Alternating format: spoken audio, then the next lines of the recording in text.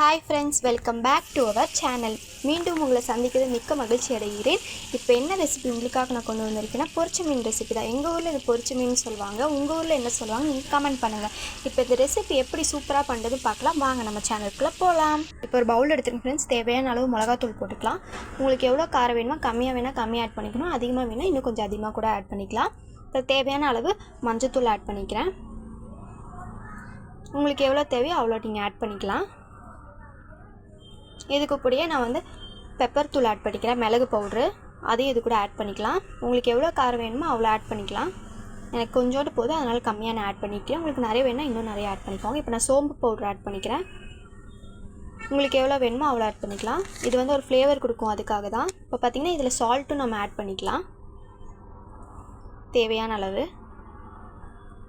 இப்போ பார்த்திங்கன்னா இதில் ஆயில் ஊற்றி நல்லா மிக்ஸ் பண்ணிக்கலாம். தண்ணிக்கு பதிலாக இந்த ஆயில் ஊற்றி மிக்ஸ் பண்ணும்போது நம்மளுக்கு வந்து அந்த மீன் வந்து கொஞ்சம் கிறிஸ்பியாக இருக்கும், அதுக்காக தான் நம்ம ஆயில் ஆட் பண்ணிக்கிறோம். இப்போ பார்த்திங்கன்னா எல்லாத்தையும் சேர்த்து நல்லாவே நம்ம மிக்ஸ் பண்ணிக்கலாம்.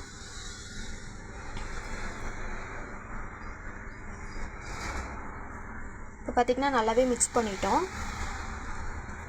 இது கூட கொஞ்சம் நம்ம புளி தண்ணியும் ஆட் பண்ணிக்கலாம். ஆட் பண்ணி நல்லா மிக்ஸ் பண்ணும்போது மீன் சாப்பிடும்போது கொஞ்சம் புளிப்பாகவும் கொஞ்சம் காரமாகவும் இருக்கும் ஃப்ரெண்ட்ஸ். அப்போ அந்த இமேஜின் பண்ணி பாருங்கள், அது கொஞ்சம் ஜூஸியாக இருக்கும்போது டேஸ்ட்டு செம்மையாக இருக்கும். இப்போ பார்த்திங்கன்னா ஆட் பண்ணிவிட்டு இதில் மீன் ஆட் பண்ணிக்கலாம். மீனை வந்து ரெண்டு சைடுமே 4 கட் பண்ணி வச்சுக்கோங்க. அப்போ தான் வந்து மீனோட மசாலா வந்துட்டு உள்ளே போகும் மீனுக்குள்ளே, அதனால தான் இப்படி கட் பண்ணியிருக்கோம். இப்போ பார்த்திங்கன்னா எல்லா மீனையும் போட்டுட்டு மசாலா கூட நல்லாவே நம்ம மிக்ஸ் பண்ணிக்கலாம்.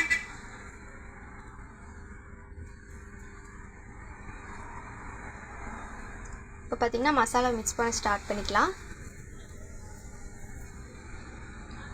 நல்லாவே மிக்ஸ் பண்ணிக்கலாம். மசாலாலாம் அந்த மீனுக்குள்ளே போகணும், அந்த அளவுக்கு நம்ம நல்லாவே மிக்ஸ் பண்ணிக்கலாம். இப்போ பார்த்திங்கன்னா நம்ம நல்லாவே மீனை மிக்ஸ் பண்ணிக்கிட்டோம். பார்த்திங்கன்னா இந்த மாதிரி நல்லா மிக்ஸ் பண்ணதுக்கப்புறமா ஒரு பேன் எடுத்துக்கலாம். இப்போ பேன் நல்லா ஹீட் ஆனதுக்கப்புறம் ஆயில் ஆட் பண்ணிக்கலாம். கொஞ்சமாக ஆயில் ஆட் பண்ண போகிறோம். உருளைக்கிழங்கு பொரிக்கிற மாதிரி அவ்வளோ எண்ணெய்லாம் வேண்டாம், கொஞ்சமாக போதும். இப்போ பார்த்திங்கன்னா நல்லாவே ஹீட் ஆகிடுச்சு. இதில் வந்து நம்ம மீன் ஆட் பண்ணிக்கலாம். இப்போ பார்த்திங்கன்னா எல்லா மீனும் நல்லாவே ஆட் பண்ணி பார்த்திங்களா, மீனை போடும்போது எண்ணெய் கொதிக்குது, இந்த மாதிரி இருக்கணும் ஃப்ரெண்ட்ஸ் எண்ணெய். இப்போ பார்த்திங்கன்னா எல்லா மீனையும் நம்ம ஆட் பண்ணிட்டோம். இப்போ பார்த்திங்கன்னா 5 நிமிஷம் வச்சுட்டு இப்போ பார்த்திங்கன்னா திருப்பி போடும்போது பாருங்கள் மீன் அழகாக வெந்துருச்சு பொட்டாமல். 4 மீனையும் நல்லா திருப்பி போட்டுக்கலாம். இப்போ சூப்பராக வெந்திருக்கு பாருங்கள். இப்போ 5 நிமிஷம் அந்த சைடும் வேகட்டும். இப்போ பார்த்திங்கன்னா இந்த 2 சைடுமே நல்லாவே வெந்துருச்சு ஃப்ரெண்ட்ஸ். இப்போ பார்த்திங்கன்னா சூப்பராக வெந்திருக்கு. இதை பிளேட்டுக்கு எடுத்துக்கலாம். இப்போ பார்த்திங்கன்னா அந்த மீன் பொரிச்ச அந்த எண்ணெயிலே நிறைய அந்த பொடியாக இருக்கும், அது சூப்பராக இருக்கும் ஃப்ரெண்ட்ஸ். அதையே சாப்பிட்டுக்கலாம். இப்போ பார்த்திங்கன்னா நம்மளோட மீன் சூப்பராக ரெடி ஆகிடுச்சு. இது உங்கள் வீட்டிலே ட்ரை பண்ணி